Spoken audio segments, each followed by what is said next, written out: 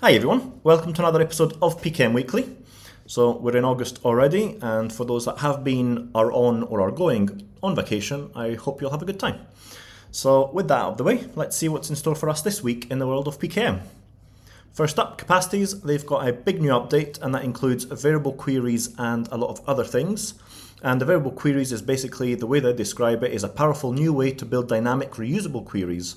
So for example, rather than just hard coding a person's name, what you can do is have it reference to the page title, and that will pull the query based on that page. And a great way of looking through it is through Beth's video that she just published here. And she talks us through a live demo of how we can use the variable queries within Capacities and how we can leverage its usage. So definitely worthwhile checking that one out. And on top of that, they've also got some release notes. So the variable queries talks in detail of what they are. And you can watch the video here. Block references that are now on the same page. So it just makes it easier to see where things are at. Sorting in tags, performance improvements, improvements and fixes, and various different other things that you can check out. So lots of good stuff coming out from the Capacities team. So definitely worthwhile keeping an eye on that one and updating your Capacities so that you can make use of the variable queries. Next up was App Advocate. They talk us through how they're basically trying to use Capacities for everything, and in this article they post on the Todoist and task management strategies, and within it they look at simple to-do lists. So he talks through the history of why he's looking to commit to Capacities to 100%, and he talks us through simple to-do lists, how he can structure them, enhanced task management and various different options, and then strategic integration and how he goes about achieving it.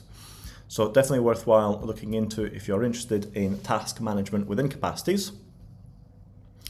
And next up was an article from the team, and they say they've often been asked about building Capacities with a focus on individuals, why are they doing that, and whether they implement on, or whether they're planning on implement anything for collaboration or team use.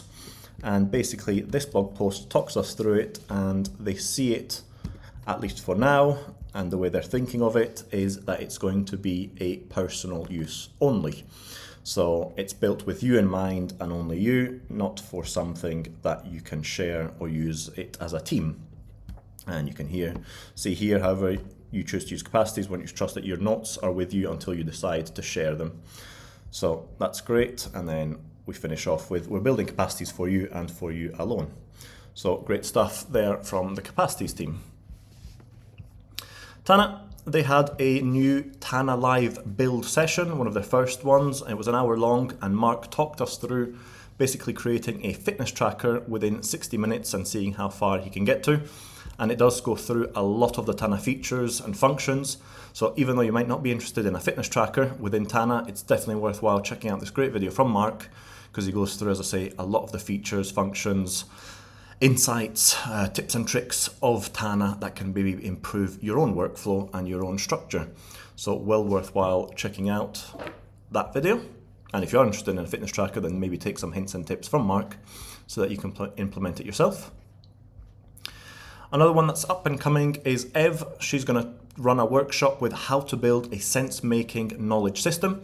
And she's going to walk us through the actual system she uses every week, show us how AI is used to extract insights that we would likely miss if we weren't using AI, and how it becomes a conduit for turning all that knowledge into content. And it is going to be run on a couple of days, Saturday 9th of August and Sunday 10th of August. And you can register here on the link. It is $49 to take part, but as always with Ev, she does produce quality content, so I am sure it's well worth the money.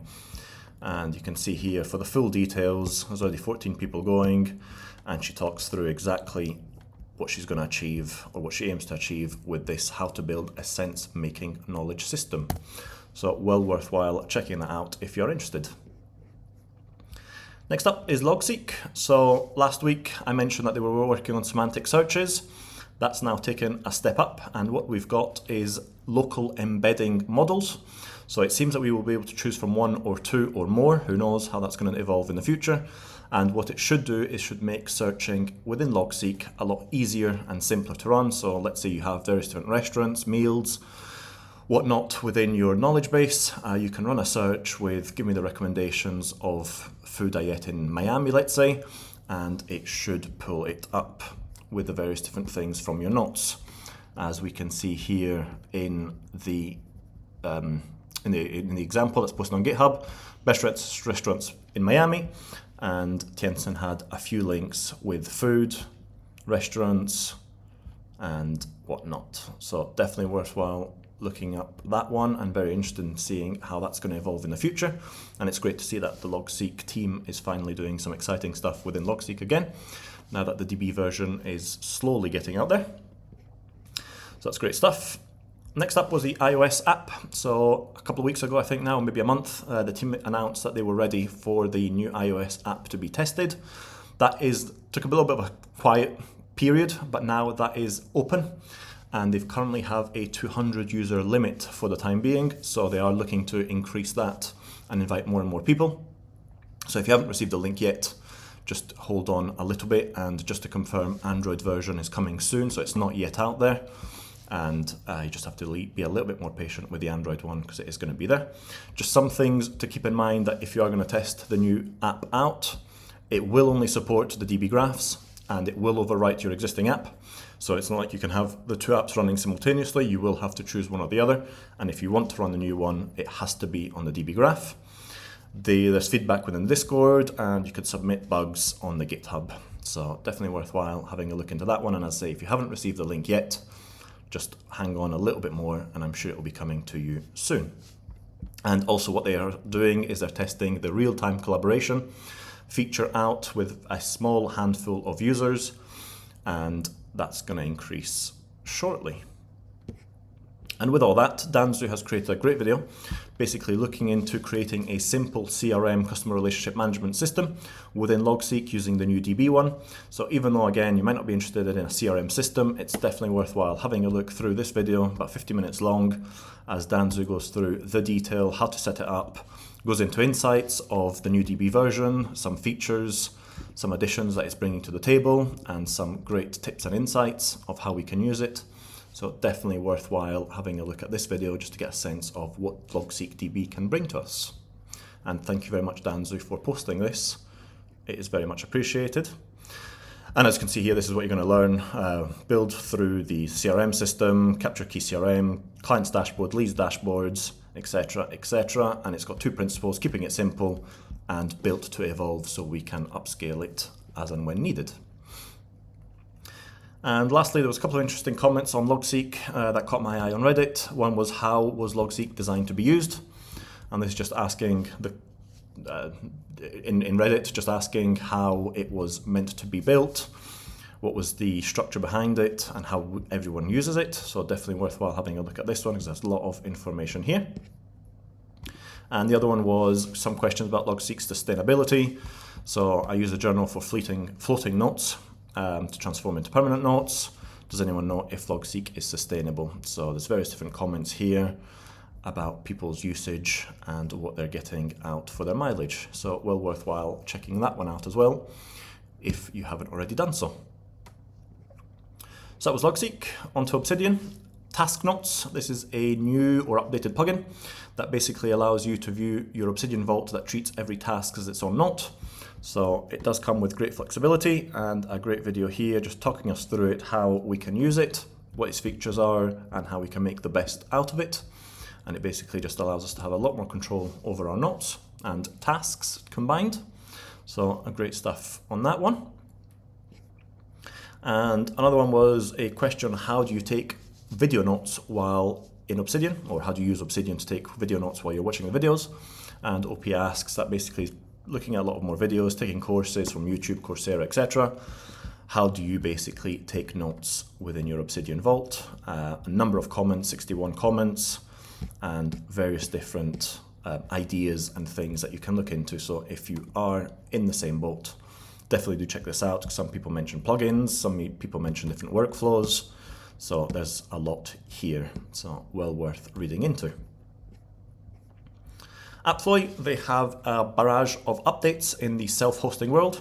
So video tutorials and a written guide for each. So if you are interested in AppFlowy or self-hosting a Notion-like alternative app, definitely worthwhile checking these videos out and written guides. because they will go through the whole workflow of how you can use them.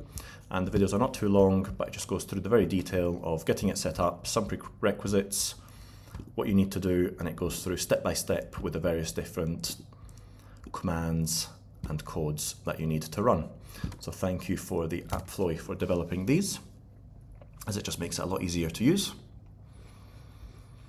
Craft, they've got a few things going on. So first up, they say they're putting the final touches on tags, web clipper, and mobile web beta app.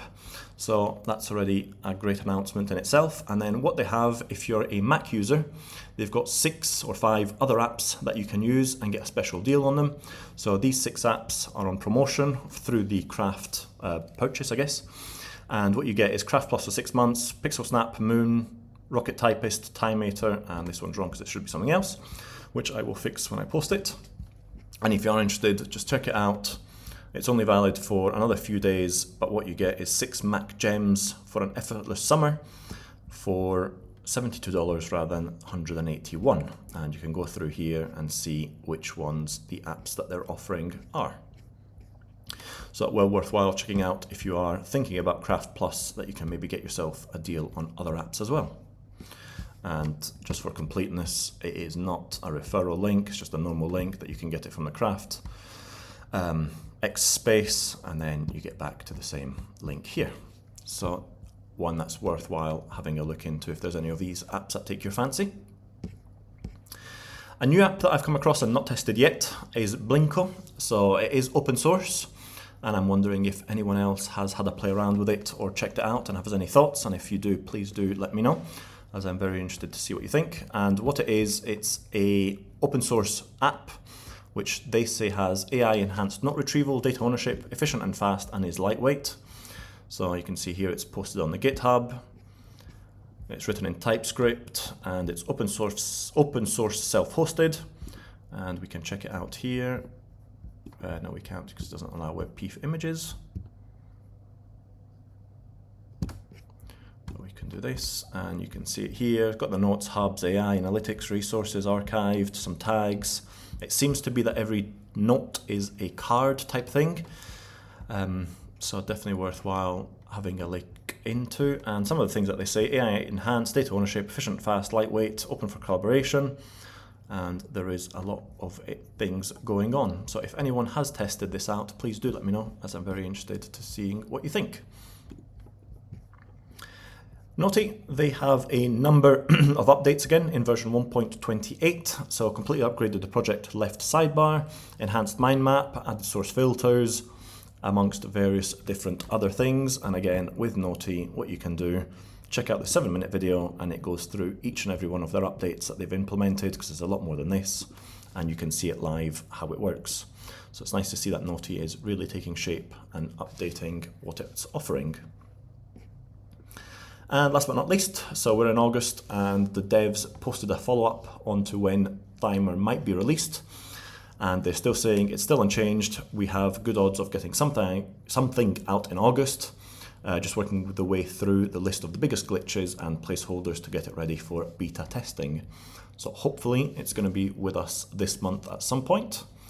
And what they also did post was a little bit of a demo, and you can see he's got various different videos running at the same time, indenting, outdenting through the various different stages, and then running a command or running something that does something else. So looking forward to seeing this one, and hopefully August is the month that it gets released. And that's it for this week. So thank you as usual for being here, and I shall see you next week. Thanks for watching. Bye.